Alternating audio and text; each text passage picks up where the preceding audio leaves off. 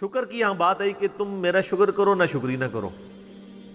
سورہ نساء میں آگے چل کے آئے گا کہ میرا شکر کرو، اللہ تمہیں عذاب دے کر کیا کرے گا اگر تم میرے شکر گزار بن جاؤ گے. اللہ تعالیٰ فرماتا ہے اور جو میرا شکر گزار بنے گا میں اسے مزید دوں گا.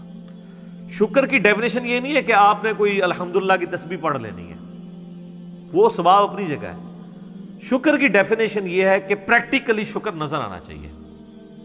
آپ کو اگر کوئی شخص نعمت دیتا ہے، کوئی گفٹ دیتا ہے، تو وہ یہ خواہش کرتا ہے کہ میں نے جو اس کو گفٹ دیا اس کو یوز کرے. مجھے کئی لوگ بال پوائنٹ دے کے جاتے ہیں، جی لکھنا ہے جی اتنا، نہ لکھو، وہ تو کہتے ہیں بے قدری کی ہے. اللہ تعالیٰ نے جو ہمیں نعمتیں دی ہیں نا، تو اس کی ریکوائرمنٹ ہے اپنے بندوں سے کہ وہ ان نعمتوں کو ان کاموں میں کھپائے جو اللہ نے حکم دیا ہے، اور ان نعمتوں کو ان چیزوں سے بچائے جس سے اللہ نے منع کیا ہے.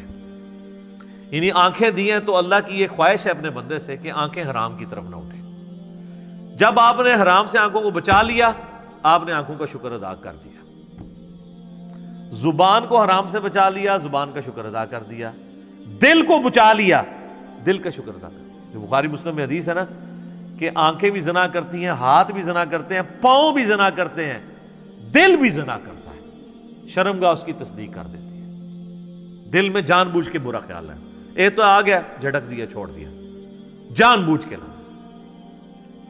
پیٹ کا شکر یہ ہے کہ پیٹ میں حرام مال نہ جائے. پاؤں کا شکر یہ ہے کہ پاؤں حرام کام کی طرف نہ اٹھے. ہاتھ کا شکر یہ ہے کہ ہاتھ حرام کام کی طرف نہ بڑھے، نہ کسی پہ ظلم کے لیے نہ کمائی کرنے کے لیے. تو یہ سار ہے. تو اب اندازہ لگائیں کہ دنیا میں سب سے مشکل کام اگر کوئی ہے نا تو وہ شکر کرنا ہے.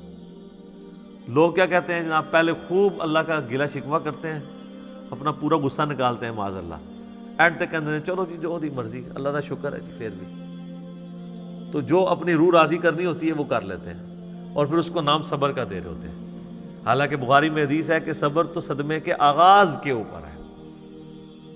جب آپ نے اس وقت نہیں کیا تو پھر تو بات ختم ہو گئی. لیکن صبر کا ذکر شکر کے ساتھ جڑا ہوا ہے، تو اگلی آیت بھی سن لیں، وہ اسی سے ریلیٹڈ ہے. یا ایھا الذین آمنوا استعینوا بالصبر والصلاۃ، اے ایمان والو مدد طلب کیا کرو صبر کے ذریعے اور نماز کے ذریعے. کس کی مدد؟ اللہ کی. ظاہر ہے شیخ عبدالقادر جیلانی کی مدد تو نہیں طلب کرنی، مولا علی کی مدد تو نہیں طلب کرنی، اس سے اللہ کی. کیونکہ ساتھ ہی آ گیا ان اللہ مع الصابرین، بے شک اللہ صبر کرنے والوں کے ساتھ ہے. یعنی جو صبر کرنے والے ہیں ان کے ساتھ اللہ ہو جائے گا. جب وہ صبر کے ذریعے اللہ کو پکاریں گے، اللہ ان کی مدد فرما دے گا. سمپل چیز ہے. صبر کے اندر پوری زندگی ہے. بلکہ نماز بھی صبر ہی ہے جناب. فجر کی نماز گرمیوں میں اٹھ کے پڑھنا صبر نہیں ہے جب نیند ہی نہیں پوری ہوتی. سردیوں میں نماز کے لیے وضو کرنا کیا صبر نہیں ہے؟ صبر کی 3 اقسام ہے مینلی. ایک صبر ہے اللہ تعالیٰ کی طرف سے آئے ہوئے تکلیفوں پہ صبر کرنا، وہ تو ہم سب کو پتہ ہے، اور وہ صبر ہوگا ابتدائی صدمے پہ. اس کی آگے آیات بھی آ جائیں گے. اس کے لیے آپ نے کہنا ہے انا للہ و انا الیہ راجعون. بے شک ہم خود بھی تو اللہ کی طرف سے آئے تھے، ہم نے لوٹ کے اللہ کی طرف جانا ہے. یہ تکلیف بھی آئی، الٹیمیٹلی چلی جائے گی. اور صحیح مسلم میں آگے ایک اور دعا کا حصہ ہے، اللہم اجرنی فی مصیبتی واخلف لی خیرا منہا.